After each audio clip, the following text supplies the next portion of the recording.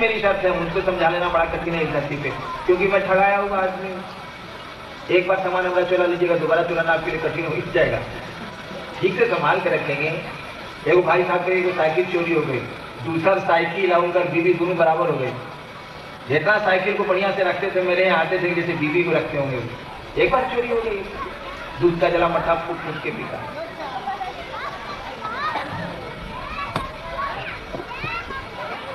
एक साल बीत गया। आज तो शिव को आप गुरु मानते हैं, तो 6 महीना के बाद कहते हैं कि आप महादेव को गुरु माना। सर हमको चक्कर आता,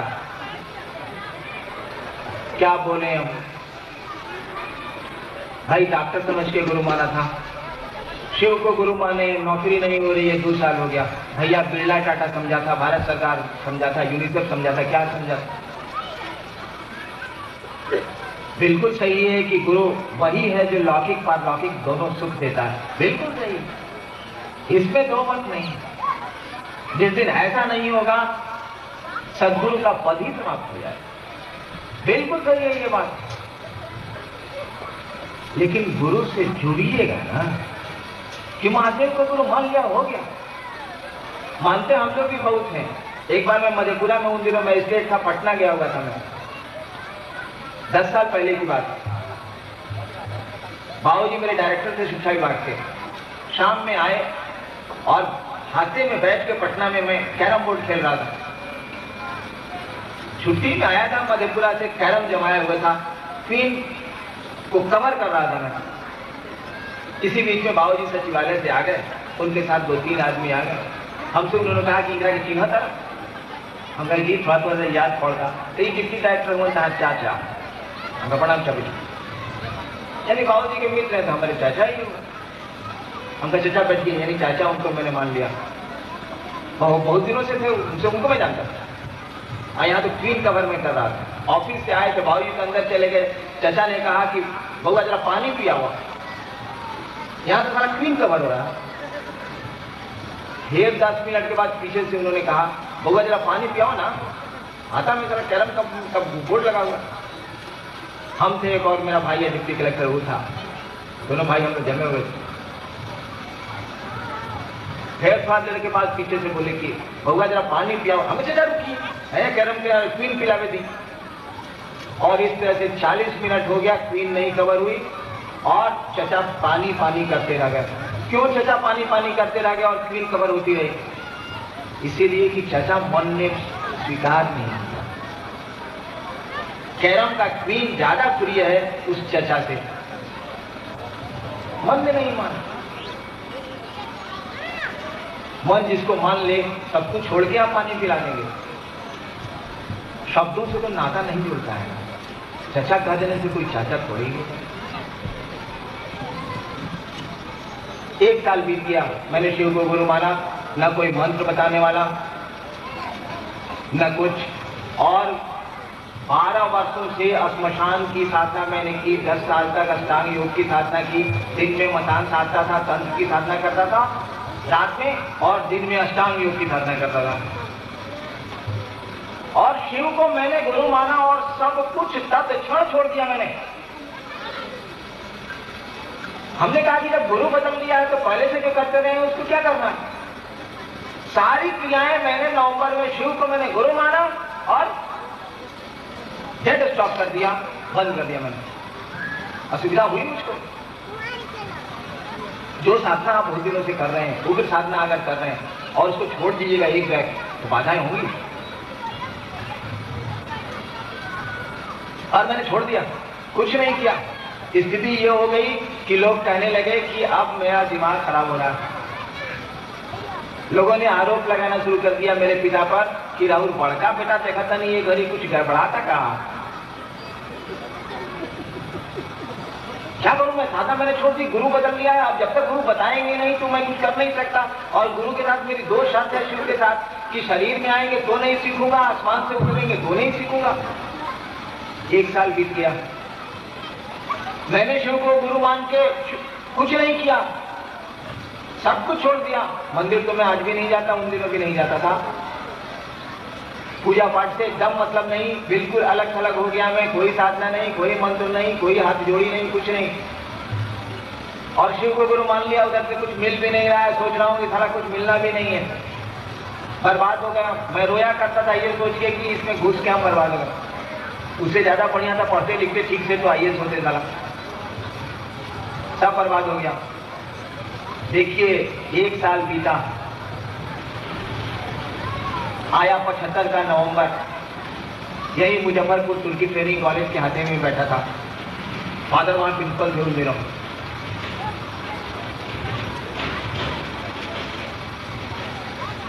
हवा शाम का समय था, मैं इतना विक्षिप्त तुम दिनों रहा करता था कि अपने डेरे में नहीं रहता था, बाहर एक कमरे में रहता था, उसकी चाबी मेरे हाथ में था।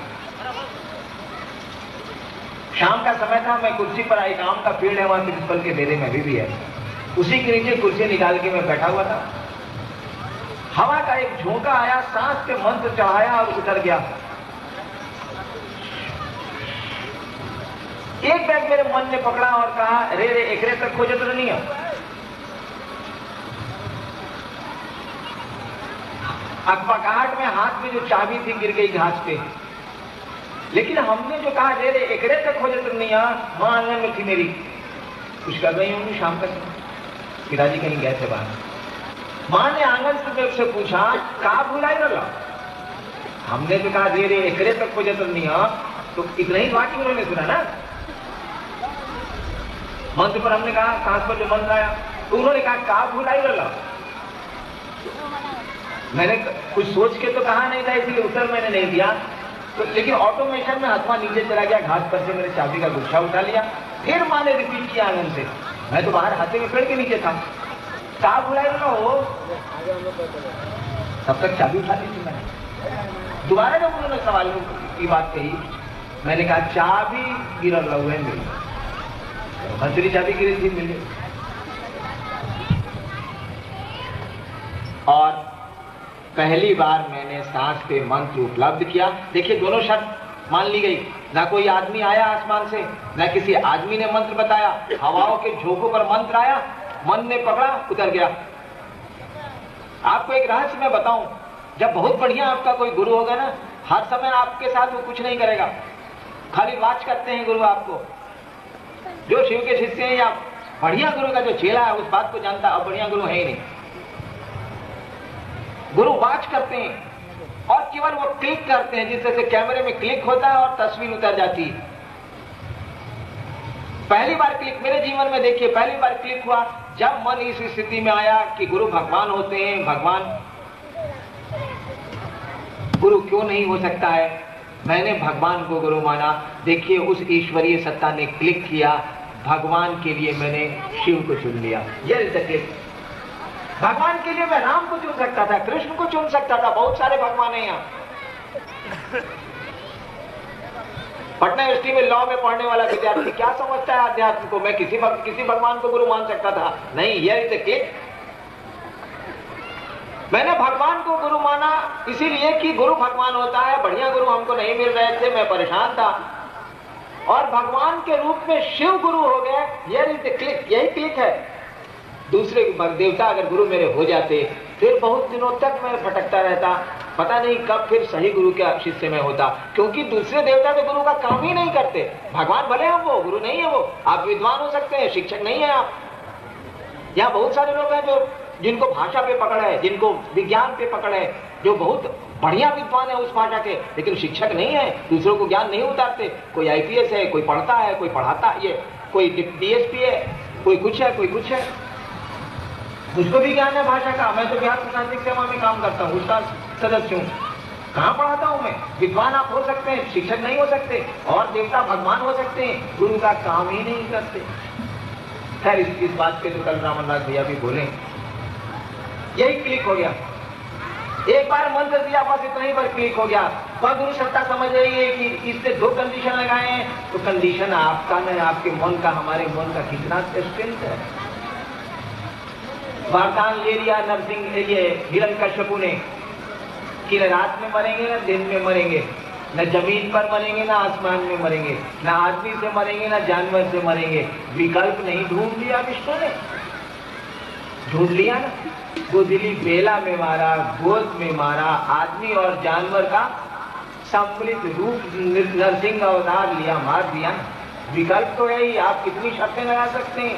आदमी के मन में दम कितना है? विज्ञान ने तो खोज कर ली, विज्ञान ने तो कह दिया कि आदमी, आज का आदमी, वो कितना बड़ा बुद्धिमान क्यों नहीं हो, कितना बड़ा वैज्ञानिक कुछ नहीं क्यों नहीं हो, 7% से ज्यादा अपने मानसिक बल का उपयोग नहीं कर सकता है, बाकी 93% क्या हो गया? जब आज का विज्ञान इस बात को मानता है कि आज कितनी भी प्रखर बुद्धि किसी की क्यों नहीं हो, बहुत बड़ा वैज्ञानिक विश्व का वो क्यों नहीं हो, बहुत बड़ा दार्शनिक क्यों नहीं हो, 7% से ज्यादा वो अपनी बुद्धि का प्रयोग नहीं करता है, और 7% में ये स्थिति है कि आप लेबोरेटरी में आदमी मोनोनुकुल पैदा करने की स्थिति में होते चले जा रहे हैं। 7% में ये हाल है।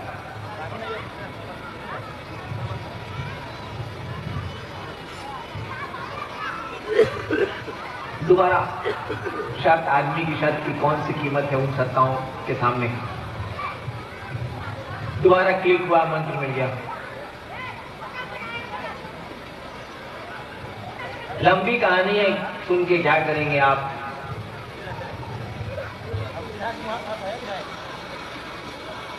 और फिर साधना का सिलसिला शुरू हुआ, पूजा का सिलसिला शुरू हुआ, मंत्र मिल गया था। मुझको मंत्र मिला तो मैं 18 घंटा साधना करता था, 17 घंटा 18 घंटा का मैं साधक रहा हूं। अब तो 8 मिनट का भी नहीं रहता हूं, 7 मिनट का भी नहीं रहता हूं, 1 मिनट भी नहीं करता हूं, क्योंकि मन ने समझ लिया कि साधना में कहीं कुछ नहीं है। गुरु ने समझाया कि जो कुछ भी है गुरु है और कहीं कुछ नहीं है।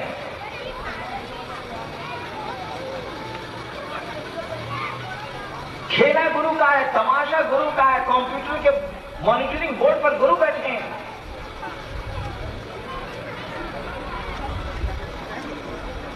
जो आपका गुरु है, सारा तमाशा उसी का है। गुरु से जुड़ने का प्रयास करिए। आप मन को समझाइए कि मैं महादेव का चेला हूं, ना समझे तो उस गुरु को कहिए कि सरकार हम आपके चेला हैं। मनवा को बुझा न दीजिए कि हम आपके चेला हैं। खेला तो मन के समझने का है, बोध का है।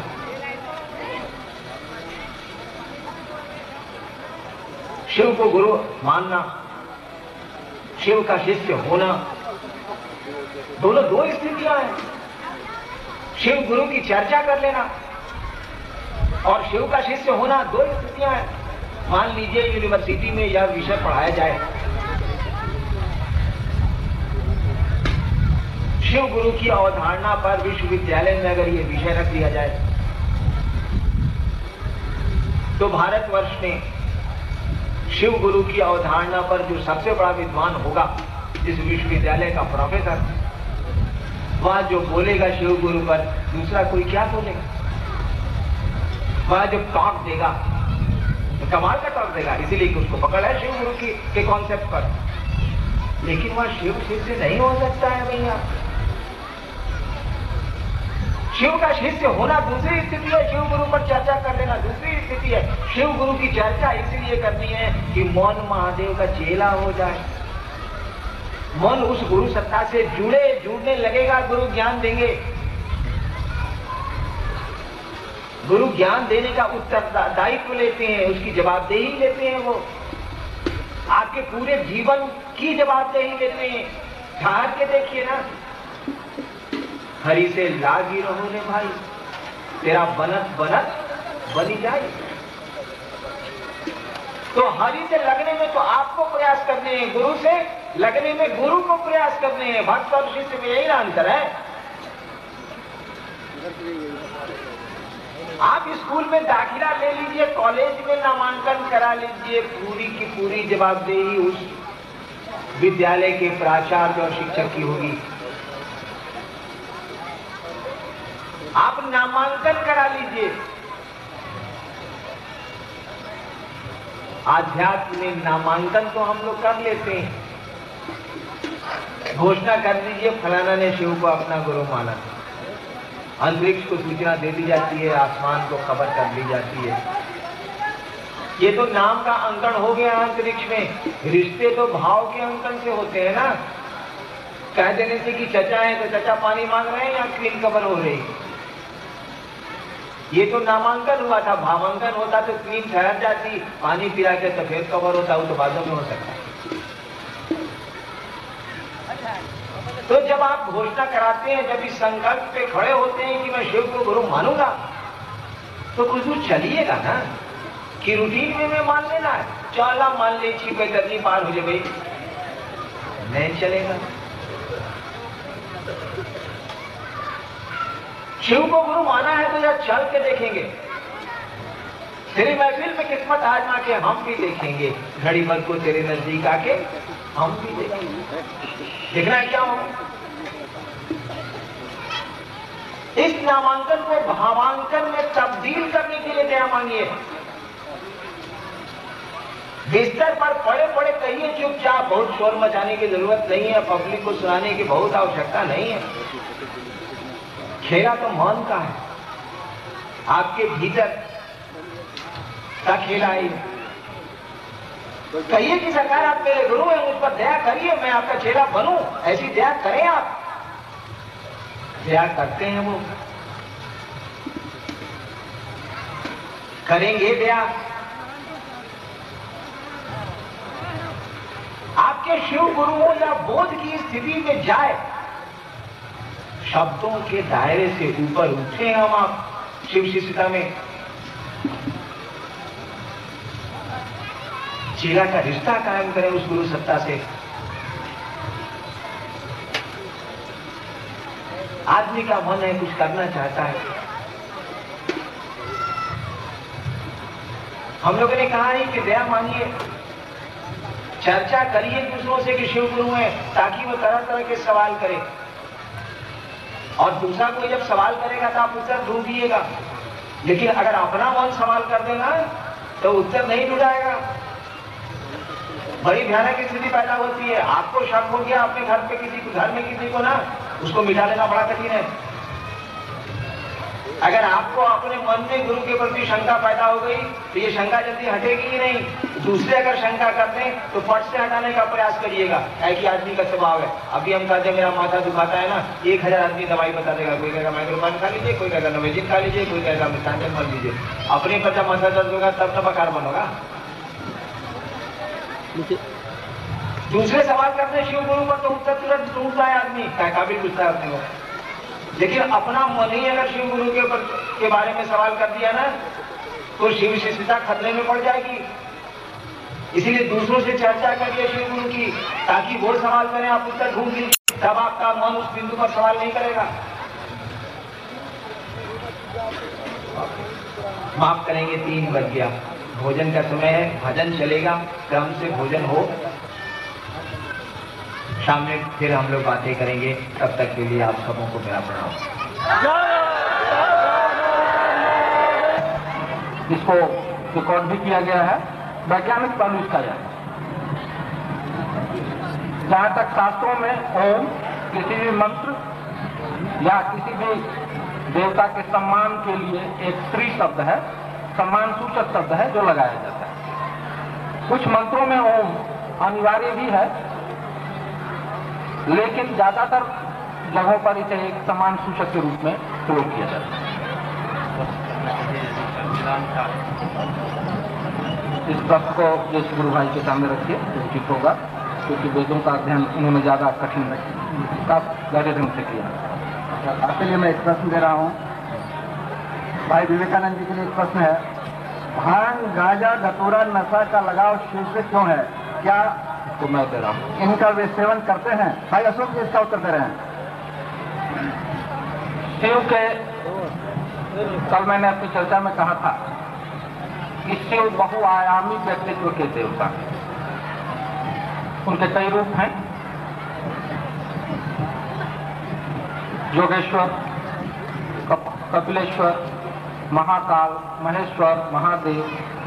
उनमें एक रूप उनका वैद्यनाथ का भी, वो वैद्यों के नाथ हैं। और जितनी चीजों का नाम इन्होंने बताया है, सबका आयुर्वेद में कोई न कोई उपयोग है।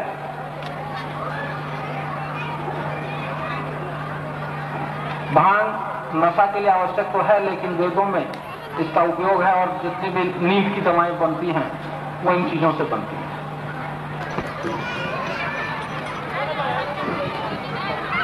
आग्रह करेंगे कि शांति बनाए। जो प्रश्न कल उत्तरित हो चुके हैं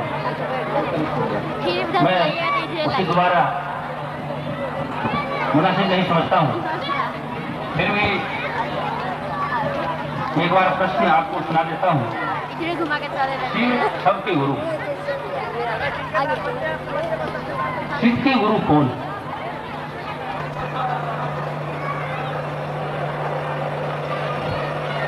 भगवान को प्रसन्न करने की सारी जिम्मेवारी भक्ति होती है।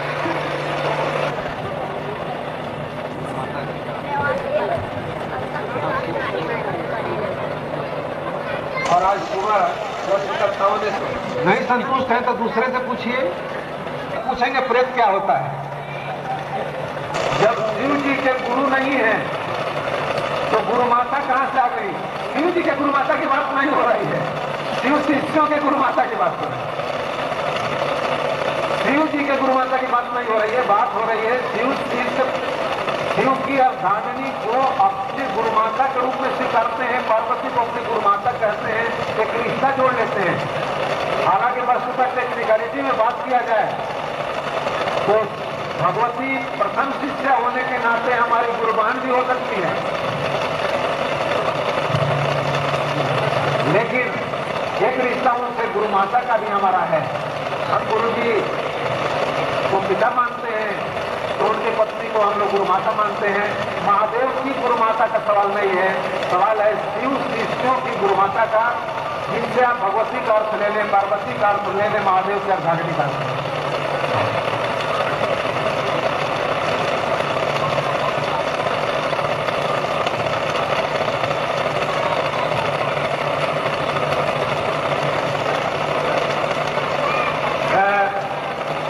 एक भाई जी का सवाल है, इंद्रदेव पंजियार साहब, साहर घाट, जिला मधुबनी। हम लोग जो रुद्राक्ष कंगन कलाई में बांधते हैं, क्या यह रुद्राक्ष गृहस्थी जीवन के कार्य में विभिन्न प्रकार से अशुद्धि उस पर पड़ता है, वो अशुद्ध नहीं होता है? सवाल यही है कि क्या हाथ का बांधा हुआ कलाई का रुद्राक्ष गृहस्थी के काम काजों में पर पैखाना गए हैं तो उसमें अशुद्ध नहीं हो जाता है? एक पंडित जी थे, खाना बना रहे थे, अपने कमरे के ठीक चौखट पर बैठ के खाना बना रहे थे। दाहिने हाथ से चूल्हा में आग लगा रहे थे और बायां हाथ से चौखट के बाहर निकाले हुए थे। बायां हाथ चौखट के बाहर, दाहिने हाथ में चौखट के अंदर चूल्हे में लकड़ी डाल रहे थे। एक संत ने पूछा, महात्मा ये बायां हाथ चौखट के बाहर, दाहिना हाथ चौखट के अंदर चूल्हे में लकड़ी डाल रहे हैं, इसका राज रहस्य क्या है? कहा महात्मा ने कि देखो भाई, बायां हाथ अपवित्र न है, इसीलिए इसको हम किचन में नहीं जाने देते, दाहिना हाथ किचन में है।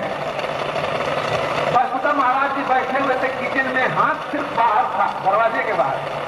तो संत ने कहा कि प्रभु, असल अपराधी को तो अंदर जगह दिए हुए हैं, ये तो अपराधी नहीं है, ये तो बाहर का है।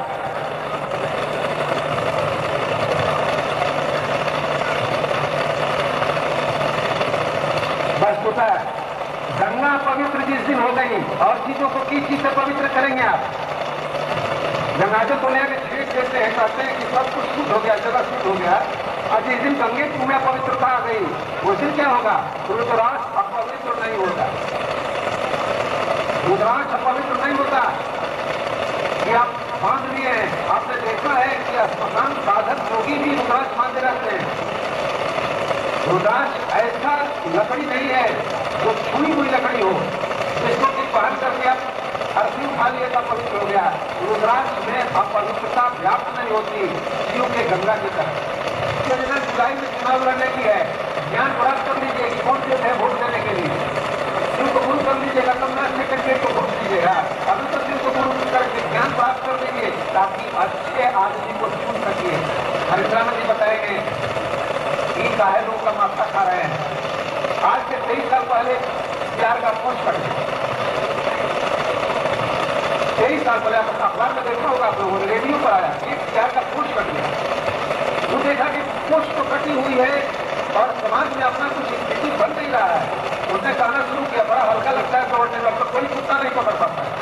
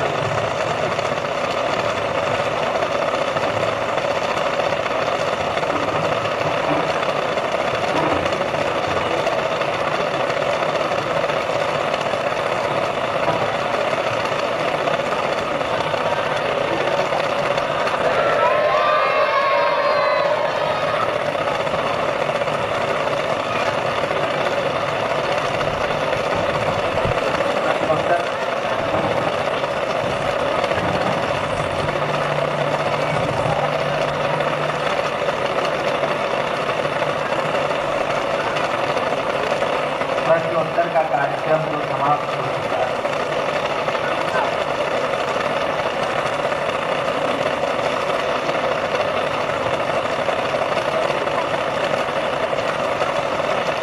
और स्वर्ग और आत्मा के भीतर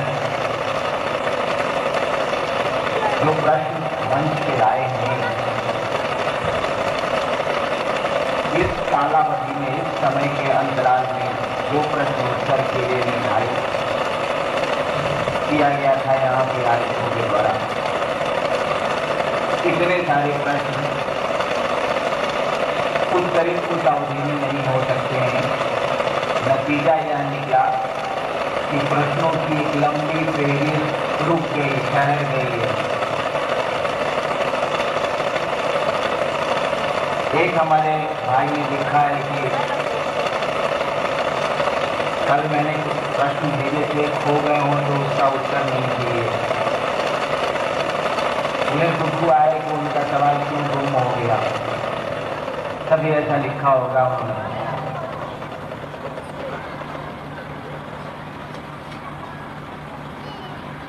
कागज का टुकड़ा उड़ गया।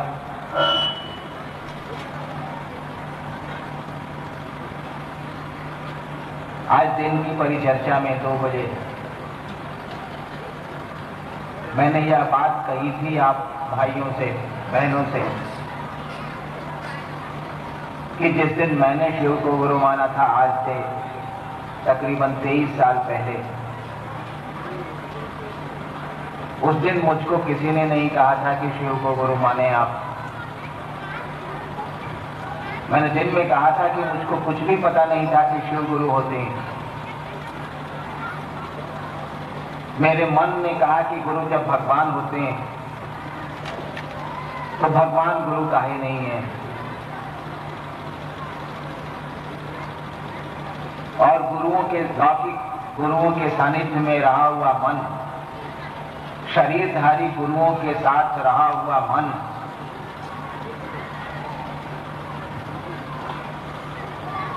उनसे आदि जाके, उनसे परेशान होके, गलती भले ही मेरी रही हो, उन गुरुओं की नहीं रही हो,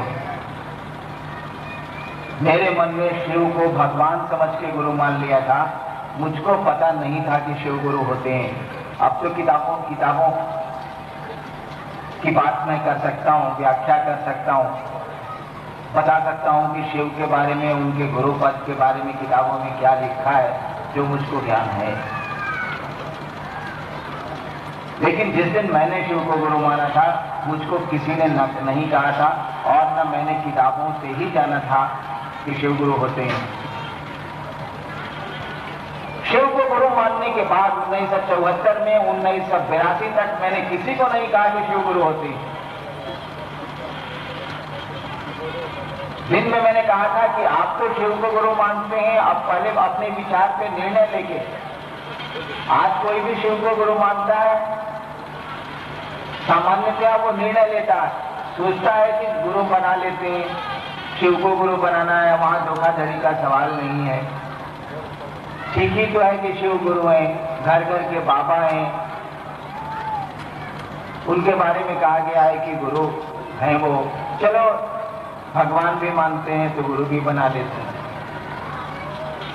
आप तो विचार करते हैं, विश्वास जैसी चीज में कदम बढ़ाते हैं शिव को गुरु मानने की दिशा में। मैंने तो दिन में कहा कि पूरे अविश्वास, पूरी अश्रद्धा के बीच मैंने शिव को अपना गुरु माना था, और 8 वर्ष तक मैंने किसी को नहीं बताया कि मेरे गुरु शिव हैं, क्योंकि मुझको लगता था कि शिव को गुरु मान के भी कुछ हासिल होने वाला नहीं है। तरह तरह के प्रश्न मेरे मन में पैदा होते थे, बिल्कुल स्वाभाविक है कि पैदा होंगे। बताइए भाई साहब, मैं किससे सवाल करता, कौन मेरे सवालों के उत्तर देता? आज तो बड़े मजे में प्रश्न उत्तर कार्यक्रम रख दिया शिव सिद्ध परिवार सीतामढ़ी ने, और प्रश्नों की एक लंबी सूची आ गई मंच पे, रखा लक्ष्मी यादव जी ने, प्रश्न का उत्तर दे रहे हैं हम लोग। कोई बात नहीं, भाई का भार तो भाई वहन करता है। लेकिन सोचिए तो जरा 1973 से लेकर 1983 तक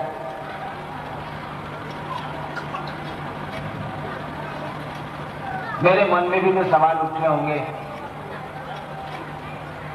किससे मैं पूछने जाता कि हमने शिव को गुरु माना है, ऐसा हो रहा है, जरा बताइए तो मैं क्या करूं।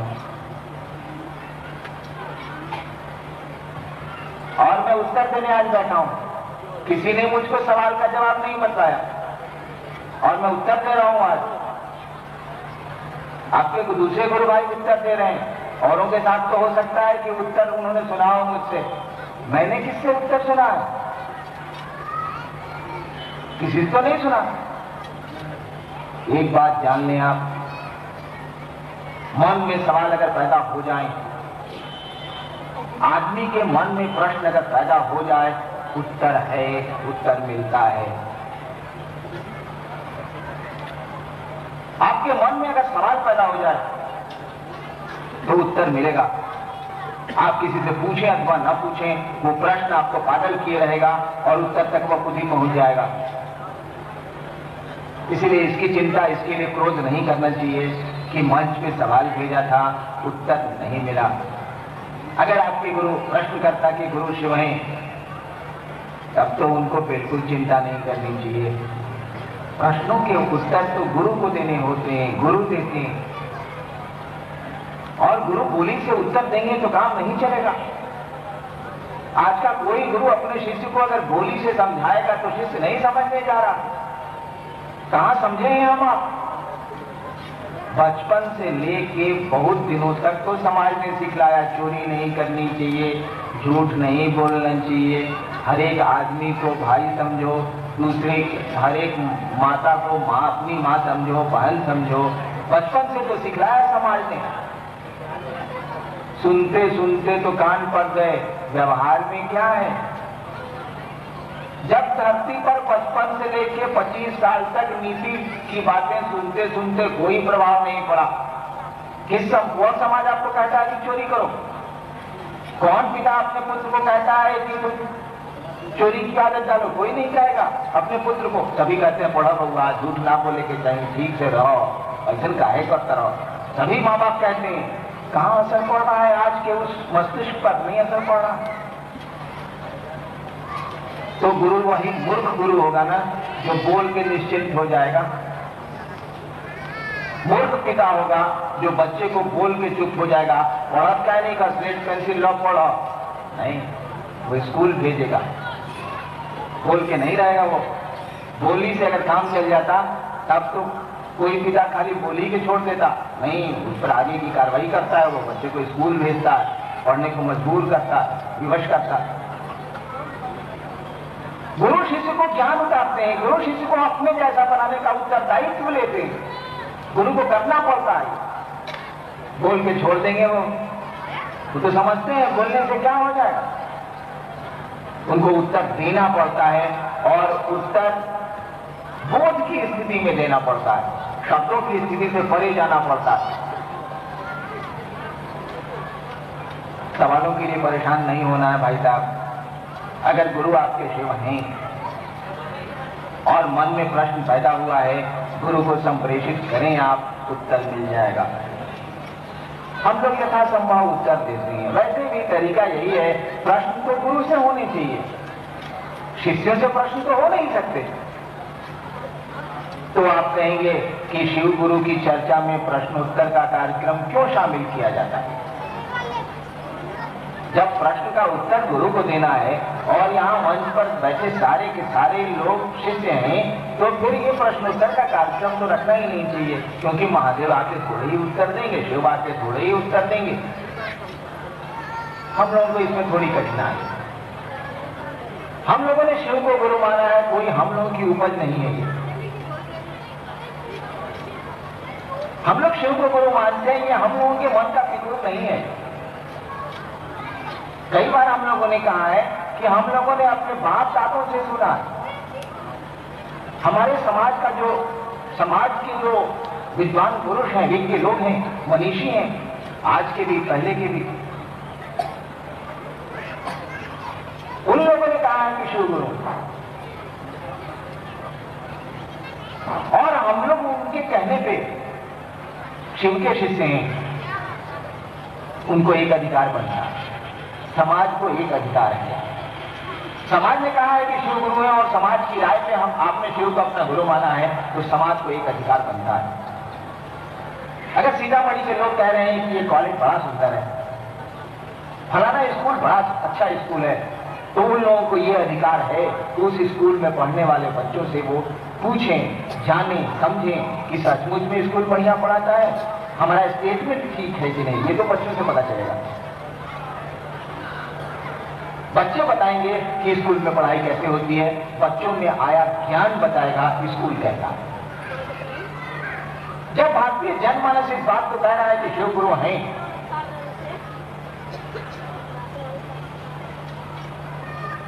जब भारत का जनमानस इस बात को जानता है कि शिव गुरु है और हम लोगों ने शिव को अपना गुरु बना लिया है, सिद्धांत उनके हम लोगों ने व्यवहार में उतार दिया, तो उस जनमानस को यह अधिकार है कि शिव के स्कूल में पढ़ने वाले विद्यार्थियों से वो जाने समझे कि उसका यह वक्तव्य, उसकी यह बात, जनमानस के द्वारा कही गई बात के शिव गुरु हैं कितनी सही है, सचमुच में वे गुरु हैं अथवा नहीं है। हम लोग प्रश्नोत्तर का कार्यक्रम इसी के लिए रखते हैं कि शिव शिष्यों से समाज प्रश्न करे, लोग प्रश्न करें, ताकि वो समझें कि उनकी राय पर उनके स्कूल में पढ़ने वाले विद्यार्थी सचमुच में पढ़ते हैं, वो मास्टर पढ़ाता है कि उनका वक्तव्य गलत है। और इसीलिए हम लोग प्रश्नों का उत्तर भी देते हैं कि फैसला तो आप करिएगा कि महादेव का चेला कैसा उत्तर देता है। फैसला इसीलिए आपको करना है कि राय आपने दी है कि शिव गुरुओं का गुरु है, जगत गुरु है, सबसे बड़ा गुरु है। जब राय आपने दी है तो निर्णय आप ही लीजिएगा कि आपकी राय कैसी है, और यह निर्णय तो विद्यार्थी में आए ज्ञान से ही पता लिया जा सकता है, दूसरा कोई उपाय नहीं। कुछ प्रश्नों के उत्तर हो जाए।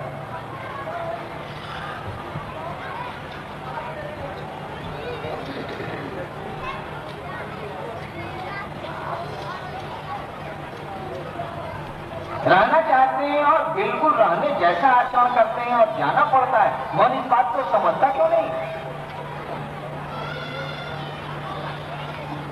सूरज ढलने के बाद चिड़िया अपने घर को स्वतः लौट आती है, कोई नहीं कहता कि अंधेरा हो जाएगा, तुमको दिखेगा नहीं, गौरैया लौटता घोंसले को ना। और कम वक्त आदमी है 80 साल का हो गया है और कह रहा है कि गाड़ी के रजिस्ट्रेशन ना बैठो, या गाड़ी के रजिस्ट्रेशन सिटी ऑफिस में करवा ले आओ। 80 साल का हो गया और जगत की चिंता में एक बार भी वो नहीं सोच रहा है कि जाएंगे हम यहां से।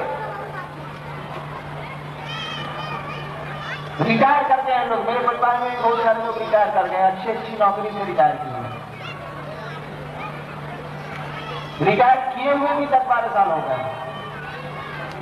और मुझसे ज्यादा परेशान है मेरे धन के लिए वो लोग, मुझसे ज्यादा परेशान है घर के लिए वे लोग। हमने एक बार कहा काहे इतना बिगड़ाई बनी के जैसे आप चौड़न नहीं चाहिए जैसे थोड़ी मकानों का काहे ऐसा जीवन बने हुआ। तो वक्त चिड़िया को भी शाम होने के पहले ये पता होता है अंधेरा हो जाएगा, कैसे लौटेंगे घर को।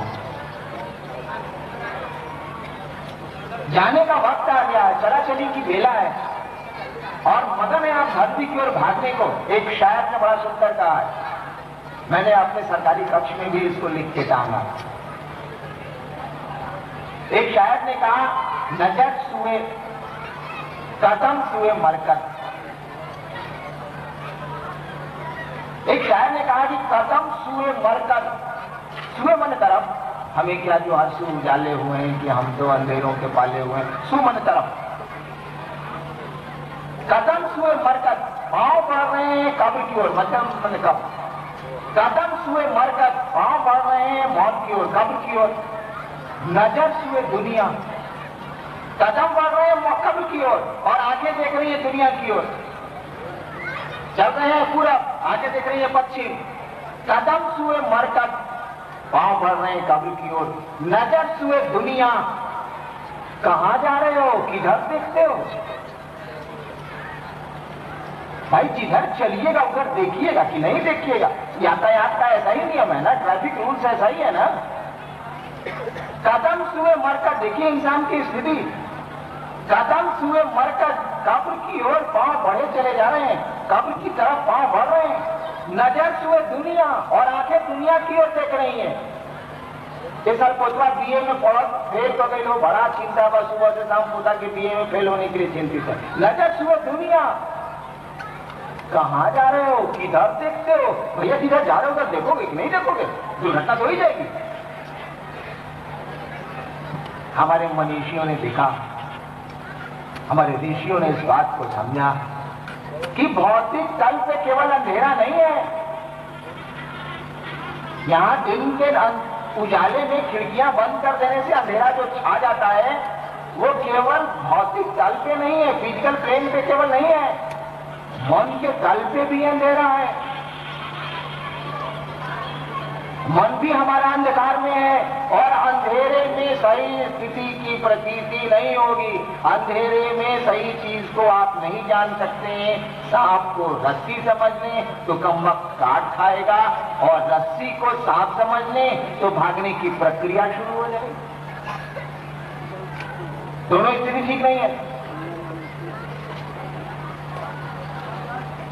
क्या आदमी की स्थिति है हमारे ऋषियों ने, भातृ हरि ने कह दिया। कई बार कहा है मैंने, आपको फिर दोहराता हूं। कई बार लोग कहेंगे महादेव को गुरु माने, चैन में नहीं मिलता।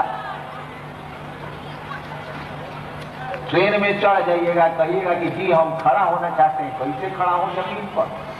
तो ट्रेन से उतरिएगा तब ना भाई, ट्रेन में चढ़े।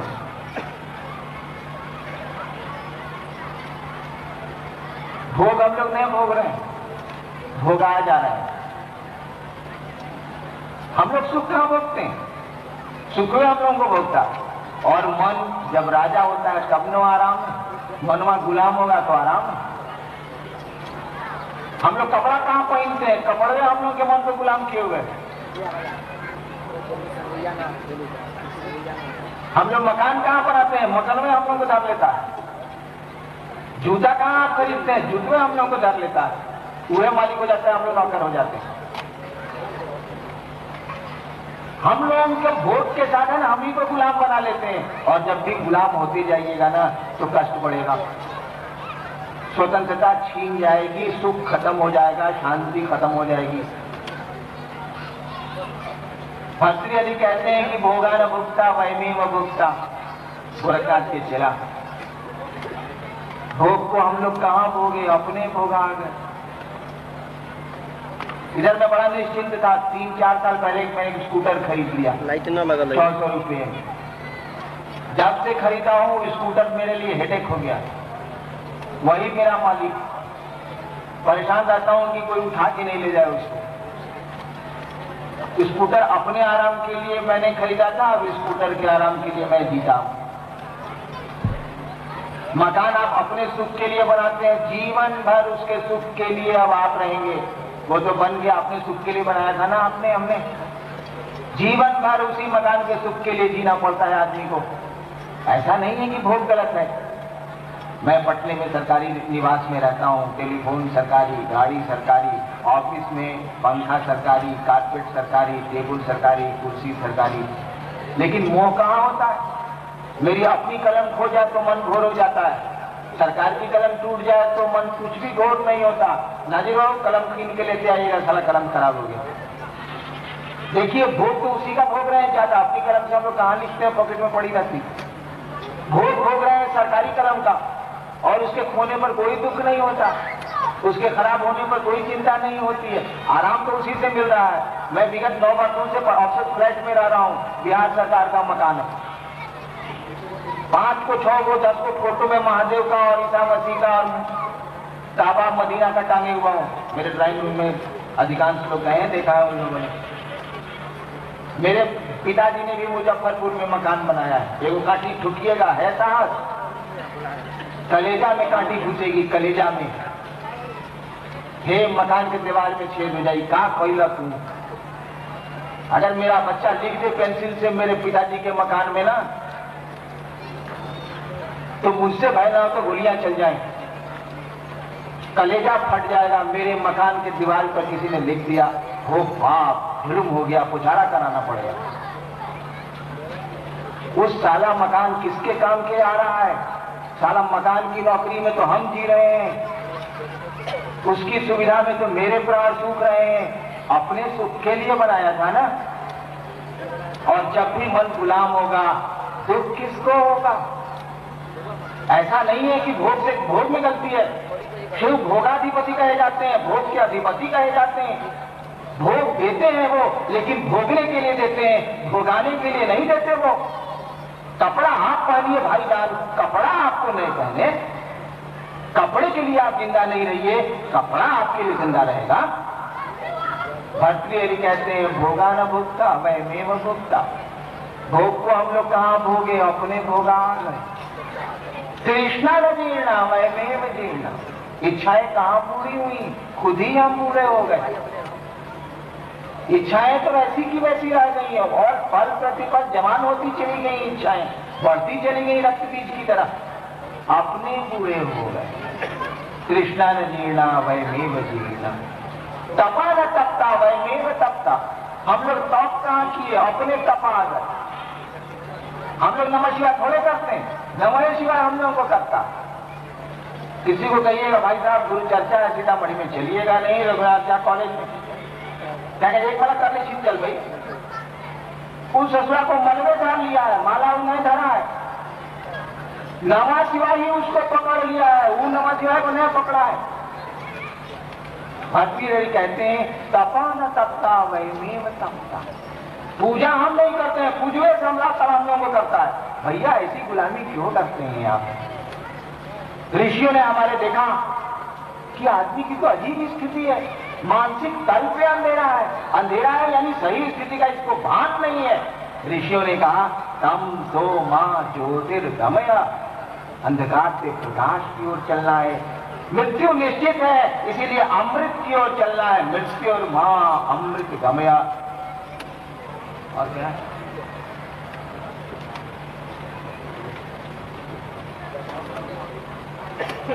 असदो मां सदगमया।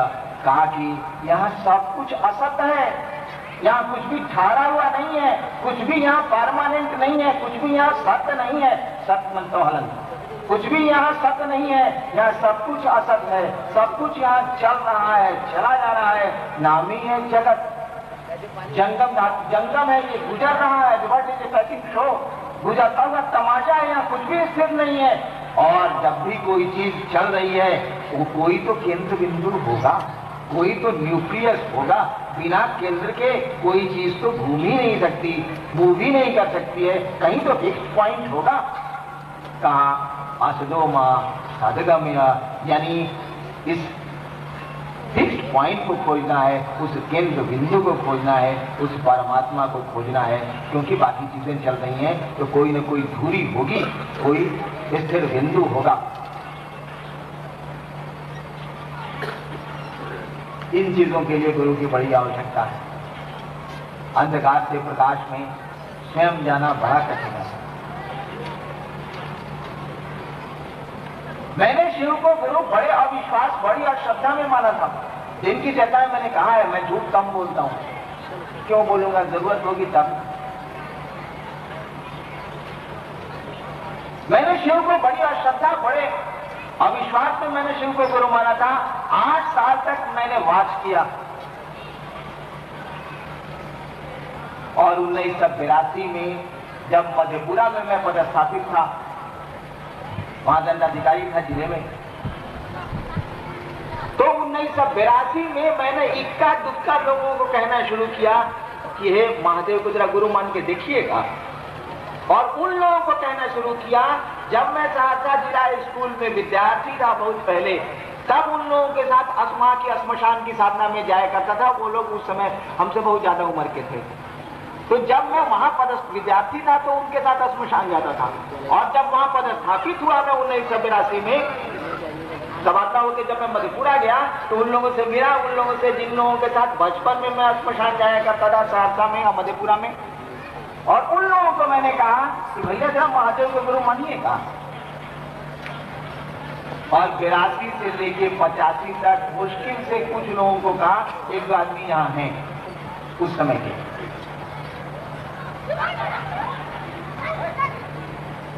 दिन की चर्चा में हमारे राजा बहू ने एक बात कही थी। एक हमारे वक्ता आए थे रोहतगी साहब, उस समय वे वहां पर मजिस्ट्रेट थे बेगूसराय में 85 में। मेरे साथ फिर मधेपुरा में तबादला हुआ, बेगूसराय आ गए, मैं मधेपुरा में ही था। एक दिन का वाक्य है कि मैं पटने जा रहा था मधेपुरा से सरकारी काम से। एक और मित्र मेरे मजिस्ट्रेट थे आर्यन सिन्हा साहब, दोनों आदमी हम जीप से चले थे। बेगूसराय मधेपुरा से पूर्णिया होकर उन दिनों रास्ता था, बेगूसराय आते आते अंधेरा हो गया। हम लोगों ने कहा कि रुक जाते, सुबह पटना चले। बेगूसराय में रुकने के लिए बड़ी अच्छी जगह थी, गायकी रोहतगी साहब वहीं पदस्थापित थे, सरकारी निवास भी था उनको। हम लोगों ने शाम में इनको ढूंढा, मालूम हुआ कि सिनेमा मजिस्ट्रेट है, सिनेमा के इंस्पेक्टर में निकले हैं। हम लोग भी कहा कि चलिए बढ़िया मौका है, सिनेमा हॉल में चलते हैं। दोनों मजिस्ट्रेट हम लोग चले गए सिनेमा हॉल, ये मिल गया, बड़ी प्रसन्न हुई कि मधेपुरा से हमारे बिल्कुल लोग आए हैं। फिर आ गया ये डेरा। रात में हमारे साथ जो मजिस्ट्रेट थे आर्यन सिन्हा साहब, उन्होंने कहा कि हम जा रहे हैं जरा अपने ससुराल, उनका वहीं पर ससुराल था, वो जीप लेके चलेगा, हम ले जाइए सुबह आ जाइए। उस डेरे में बच गए हम और रोहतगी साहब। परिवार उन दिनों भी इनके साथ नहीं था, आज भी पटने में सर्विस करती है पटने में। तो ये तनहा थे। चपरासी 11 बजे रात में बोला कि सर हम अब जाते हैं डेरा। चपरासी खाना वाना खिला के 11 बजे चला। पहले हम लोग निशाचर ज्यादा थे, रात में ज्यादा जगते। पुराने गुरु भाई इस बात को जानते हैं कि शाम में हम लोग बैठे, सूरज सुबह निकल गया। अब ऐसी आदत नहीं है। करीब 2:45-2:30 बजे तक हम लोग बातें करते रहे। उस समय ये गुरु भाई हो चुके थे, शिव से हो चुके थे। इक्का दुक्का लोग ही थे 1985 तक। मैं किसी को जनरली कहता नहीं था कि मैंने शिव को गुरु माना है। 82 में इक्का दुक्का शुरू ही किया, 8 साल के बाद। सच्चाई में आपको बता देता हूं। प्रश्नकर्ता ने पूछा है, वैसे तर्कों से भी मैं प्रमाणित करूंगा तो आप न काट सकेंगे, लेकिन मैं क्यों करता हूं या बता देता हूं आपको, विश्वास मत करिएगा, ताकि इससे लाभ नहीं है, मेरी चीजें। 3 बजे हम लोग सोए ही, गर्मी का दिन था, पंखा चल रहा था, और ठीक 4 बजते 4:30 में सोया हुआ था। मुझको सुनाई पड़ा नमामि शमीशान निर्वाण रूपम विभोग व्यापकम ब्रह्म वेदस्य रूपम। हमने कहा अल्लाह सलामी सुख देखिए 4 बजे कौन हल्ला शुरू हो। रोहतगी साहब की आदत है, बड़ी सवेरे जगते हैं, आप बोले बोल पूजा करते हैं। और मेरी आदत है कि सूरज पूरब में उगता है, या मैं किताबों में ही ज्यादा पढ़ता हूँ, देखता कम हूँ। श्मशान से लौटने की आदत रही है 3 बजे सुबह, तो सूरज पूरब में उगता है, कौन देखेगा, कहां से देखेगा। 8वां क्लास से तो यही धंधा किया मैं। 4 बजे सुबह, 3 बजे सोया ही था। 4 बजे इनके जो स्तुतियां इनकी सुनाई पड़ी, मुझको नींद गई मेरी खुल। हम कहा कि जब उठिए गए थोड़ा मुंह धो लेते। ये पूजा कर रहे थे, हिले हैं बैठे हुए, ये पूजा कर रहे थे। मैं उन्हें ब्रश किया, इन्होंने आवाज सुन ली कि बेसिन में नल चल रहा है, पूजा छोड़ के ही आए। इन्होंने कहा कि जी चाय पी जाएगी। हमने पूजा की, पूजा गाली छोड़ के चले आए। तो जी हम चाय आपको पिलाते हैं। अपने से एक टेबुल बाहर में निकाले, वो कुर्सी बरामदे में दे देंगे। हमने मना भी किया, तब भी कैच पर अपने से